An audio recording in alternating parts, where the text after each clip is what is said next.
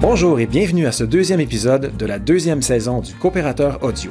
Je m'appelle Patrick Dupuis et je suis votre animateur. Aujourd'hui, je m'entretiens avec la journaliste Céline Normandin, collaboratrice de longue date au Coopérateur, et avec qui on discutera des principaux enjeux du marché de la viande au Québec, au Canada et ailleurs dans le monde. Céline a rédigé un dossier étoffé sur le sujet dans l'édition de janvier-février 2025 du Coopérateur. Bonjour Céline. Bonjour Patrick. Alors Céline, avant de se plonger plus en détail dans le sujet, commençons par un survol. Peux-tu nous décrire comment le marché de la viande a évolué au Québec et au Canada dans les dernières années, voire décennies? C'est sûr que ça a changé dans les dernières années, décennies. On a juste à reculer à la pandémie pour voir qu'il y a des changements. Si on retourne dans les dernières décennies, par exemple, les années 80, la viande qui était la plus consommée au Canada, c'était le bœuf, suivi du poulet et du porc. Au Québec, c'était la même chose, c'était le bœuf, le poulet et le porc. On a observé des changements dans les dernières années. Maintenant, la viande qui prédomine, c'est le poulet au Canada, suivi du porc et du bœuf. Donc, gros changement. Par contre, au Québec, c'est le bœuf qui est encore le plus consommé, suivi du poulet et du porc. Mais depuis la COVID, on voit que le poulet a gagné du terrain par rapport avec les consommateurs, avec les coûts qui sont plus faibles. Donc, le poulet gagne du terrain dans les parts de marché. Est-ce que les habitudes des consommateurs ont beaucoup changé? Oui, quand même. C'est ça, j'en ai parlé un petit peu. C'est le prix, là, sans doute, là, le facteur le plus important pour les consommateurs par rapport à leurs habitudes de consommation pour les viandes. Avec la COVID, par exemple, avec les coûts des intrants qui ont été plus élevés pour les producteurs, ils ont dû refiler une partie des coûts aux consommateurs. Donc, on le voit aussi, dans le panier d'épicerie, les viandes, c'est parmi les produits qui ont le plus augmenté. Ça fait en sorte que le poulet, qui est une viande qui est beaucoup plus, facile, pas facile à produire, mais moins coûteuse. Alors, ça s'est reflété dans les prix. Donc, les gens en consomment davantage, en achètent plus du poulet. Il y a des tendances de fond aussi, là, comme pas seulement l'inflation, mais il y a l'immigration qui fait changer ce que les gens ont goût de consommer, plus de produits exotiques. Il y a aussi le fait que peut-être il y a des viandes plus marginales comme le canard, l'agneau, le mouton qui sont consommés. Il y a des changements générationnels. Peut-être que Patrick, tu te rappelles dans notre jeunesse, on a juste à reculer à la petite vie, ce que disait, pas Creton, mais plutôt steak, bédin de patate. Que dans mon temps à moi, c'est sûr que qu'est-ce que les gens consommaient le plus, ce qu'il y avait sur les tables du Québec, c'était du bœuf. Mais aujourd'hui, ça change. La jeune génération mange moins de bœuf, mange plus de viande différente. Donc, ça va être un phénomène qu'on va voir de plus en plus. Il y a aussi tout ce qui est préoccupation environnementale. Par exemple, le bœuf, on sait que c'est un plus gros producteur de gaz à effet de serre. Ça influence les choix des consommateurs. Il y a aussi tout ce qui est dans la vague du végétarisme. Ça aussi, ça fait en sorte qu'il y a certaines viandes qui sont moins consommées ou les protéines animales en général sont moins consommées. Ça reste un phénomène marginal, mais qui est présent, qui fluctue à travers, là, on pourrait dire, les cycles économiques. Quand l'économie va bien, quand c'est plus abordable, les gens vont avoir tendance à aller dans cette option-là. Quand les coûts augmentent, là, c'est sûr que les gens ont tendance à revoir leur choix de consommation. Ça pourrait faire en sorte de influencer ce qu'ils vont acheter, mais on pourrait dire que c'est ces principales tendances-là de fond qui sont observées en ce moment. Quels impacts, après toi, ont eu les innovations technologiques et les nouvelles pratiques agricoles sur la production et la distribution de viande? J'ai moins abordé ce sujet-là avec les gens avec qui j'ai parlé pour mon dossier. Ce que je pourrais dire là-dessus, c'est que c'est sûr qu'il y a des changements technologiques qui ont eu lieu. Si on se reporte juste 25 ans en arrière, on n'avait pas les mêmes outils technologiques, que ce soit au point de vue génétique, de l'alimentation, la performance sur la production animale. Il y a aussi le fait qu'au niveau de l'exportation, par exemple, on exporte beaucoup plus de porc. Donc, j'imagine que dans la chaîne d'approvisionnement, la logistique, la traçabilité, il y a beaucoup d'améliorations qui ont dû avoir lieu là-dessus. On peut penser seulement au point de vue des investissements qu'il y a eu récemment, le Centre de développement du porc du Québec. C'est sûr que ça, c'est tous des éléments qui viennent faire en sorte qu'il y a des améliorations continues qui se font. Au point de vue de l'élevage, il y a aussi tout ce qui est au niveau des bâtiments, des changements des codes de bâtiments qui fait que les producteurs doivent s'adapter. On ne parlera pas d'intelligence artificielle, mais c'est sûr que c'est quelque chose qui va avoir, avec le traitement des données, c'est des informations qui vont permettre probablement aux producteurs d'améliorer leur production. Les préoccupations environnementales et éthiques ont de toute évidence influencé ce secteur. Jusqu'à quel point, selon toi? C'est sûr que ça a eu un impact déterminant dans les dernières années. Il n'y aurait peut-être pas eu les changements, par exemple, dont je parlais dans les codes des bâtiments, s'il n'y aurait pas eu justement des préoccupations environnementales ou éthiques. Maintenant, on a le choix là, d'acheter comme consommateur des œufs produits par des poules en liberté, du bœuf nourri à l'herbe, où il y a encore tout ce qui est production dans le porc, les truies maintenant qui sont groupées, qui sont plus isolées. Ça vient de préoccupations, de demandes de la part d'activistes sur pas la préoccupation, mais le bien-être animal. Ce qui vient d'Europe, maintenant ça vient ici. Il y a aussi des tendances qui viennent des États-Unis, entre autres la Californie, où on a adopté des changements dans les codes de bâtiment justement pour s'assurer du bien-être animal.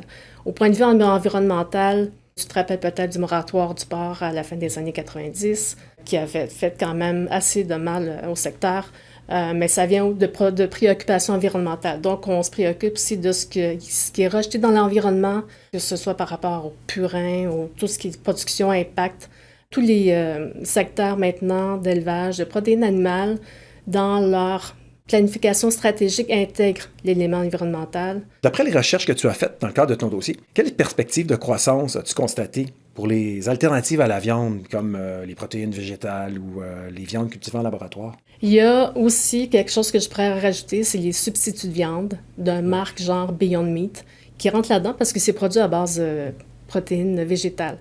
Si je sépare ça en différentes catégories, ce qui est protéines végétales, consommation, genre lentilles, pois chiches, etc., c'est sûr que c'est quelque chose qui va aller en augmentation parce que la population augmente et qu'il y a une part importante de la population, que ce soit mondiale ou même locale maintenant, qui consomme, qui est plus végétarienne ou qui a un régime plus flexible, flexitarien, je pense qu'on appelle, et qui va intégrer des protéines. Il y a aussi beaucoup d'investissements qui ont eu lieu dans l'Ouest pour la transformation de lentilles ou de pois chiches, de ce genre de choses-là. Donc, c'est un marché qui est en forte croissance. Puis si on suit aux investissements qui ont eu lieu, c'est sûr que ça va continuer à se développer dans les prochaines années. Il y a aussi que le Canada, c'est le principal exportateur de lentilles pour l'Inde.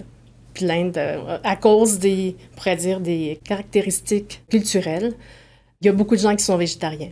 Si on pense que l'Inde, c'est 1,4 milliard, je pense, de personnes comme population, mais c'est un marché qui va rester là pour les prochaines années. Si j'y vais avec les Beyond Meat, ce secteur-là a eu de la difficulté pendant la COVID parce que, justement, eux aussi ont été affectés par l'augmentation du coût des intrants. Les gens aussi ont commencé à regarder la liste des ingrédients, se sont rendus compte que même si c'était des alternatives à la viande, mais c'était pas des listes d'ingrédients tellement, disons, naturelles. Alors, il y avait une dichotomie entre le discours et le produit. Mais ils sont encore là, sont encore présents. Moi, ce que les experts m'ont dit, c'est qu'il y a une restructuration du secteur pour mieux relancer des produits. Donc, on devrait s'attendre à ce qui demeure dans le marché. Pour ce qui est de la viande de laboratoire, là, on peut dire que c'est plutôt des start-up, c'est des compagnies qui démarrent dans le secteur. Donc, c'est sûr qu'il y a beaucoup de buzz sur ce genre de produits-là. Parce que c'est intriguant, là. On est curieux de voir est-ce que vraiment il y a de la viande développée en laboratoire. Mais entre un produit maintenant qui est fait en laboratoire, puis au moment qu'il va arriver dans notre assiette, je ne mettrai pas un 5$, disons, à savoir que ça va arriver dans les prochaines années. Il reste encore beaucoup, beaucoup de choses à faire avant qu'on ait un produit dans l'épicerie qui vienne de viande produite en laboratoire. Maintenant, allons du côté de la concurrence internationale. Est-ce qu'il y a des défis et des opportunités pour les producteurs et les transformateurs de viande au Québec? Oui, on pourrait séparer la question en deux. Par exemple, est-ce que nos producteurs de viande ont des concurrents à l'international? Oui, c'est sûr. C'est plutôt, je dirais, ça concerne plutôt la production de viande de porc parce que la viande de volaille, c'est sous contingent. Contingent, merci Patrick. Donc, c'est sous gestion de l'offre. Alors, il n'y a pas vraiment d'exportation de volaille. Pour le bœuf, c'est vraiment une production qui est locale. Il n'y a pas énormément d'exportation, là. Je ne vais pas m'avancer parce que je n'ai pas été dans ce... Je ne suis pas allée voir ce qui se passait plutôt au niveau de l'exportation. Pour le porc, c'est sûr, c'est évident, là, c'est un gros marché, ça représente beaucoup... c'est beaucoup de revenus qui sont de ce côté-là. Le porc, les producteurs de porc, là, le principal concurrent qui s'en vient, c'est le Brésil, qui concurrence la viande de porc canadienne, par exemple, sur le marché japonais. On voit qu'il y a une différence de prix, peut-être environ $1, là, de ce que me disaient les experts. Donc, sur les marchés japonais qui n'ont pas été à l'abri de toutes les fluctuations de l'inflation, eux aussi vont aller vers des produits moins chers. Mais il y a tous les marchés sud-asiatiques qui se développent. Il y a le marché africain, sud-américain. Donc oui, il y a des marchés à aller chercher. Le Canada a ouvert un bureau aux Philippines, à Manille, justement pour aider les exportateurs canadiens à aller développer ces marchés-là. Mais le Brésil, l'avantage qu'ils ont, c'est que c'est un peu comme nous. Ils ont beaucoup de terre. Les prix des grains, pour eux, sont beaucoup moins chers à produire qu'ici.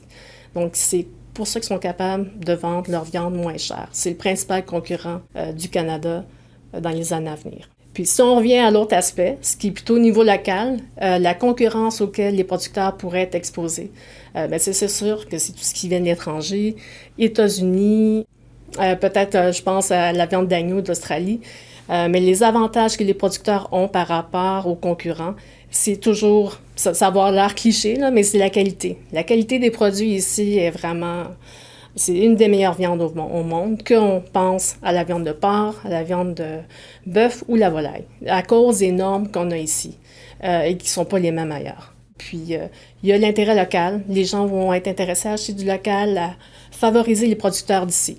Donc, c'est deux éléments sur lesquels je pense que les producteurs de tous ces secteurs-là vont vouloir miser pour les prochaines années. En terminant, Céline, allons-y avec des prédictions. On n'est pas super scientifique, là, on jase. D'après toi, qu'est-ce qu'on va manger dans 20 ans, dans 50 ans? En d'autres mots, c'est quoi les grandes tendances que tu vois? Bien, tu ne seras pas surpris de savoir que la viande ne va pas disparaître là, dans les 10, 20, 30, 50 prochaines années. Au contraire, là, on pourrait dire que même si peut-être au point de vue individuel, la consommation de viande va diminuer. C'est déjà le cas en Europe. Là, on voit que la consommation de viande là, stagne ou même recule dans certains pays.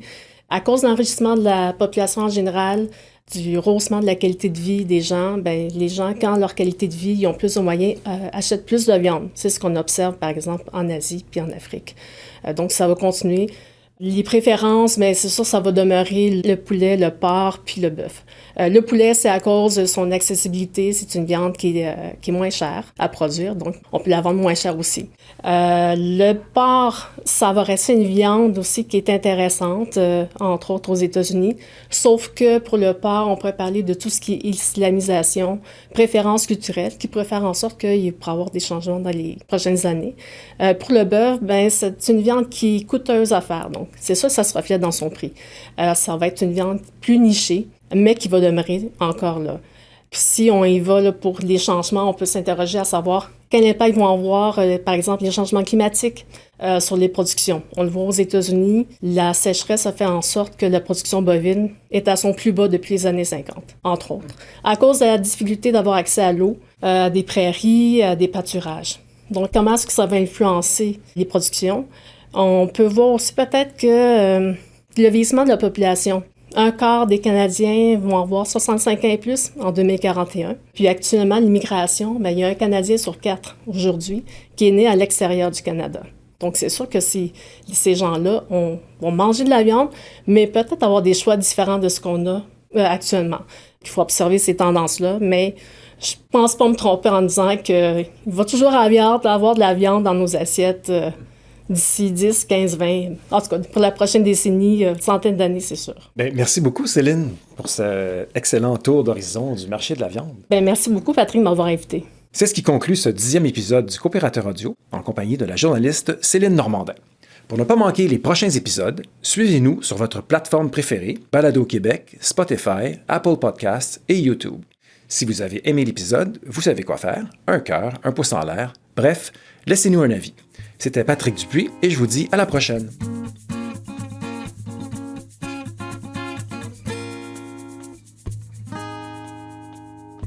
Capsule 2. La constitution de l'organisation et ses premières années d'activité.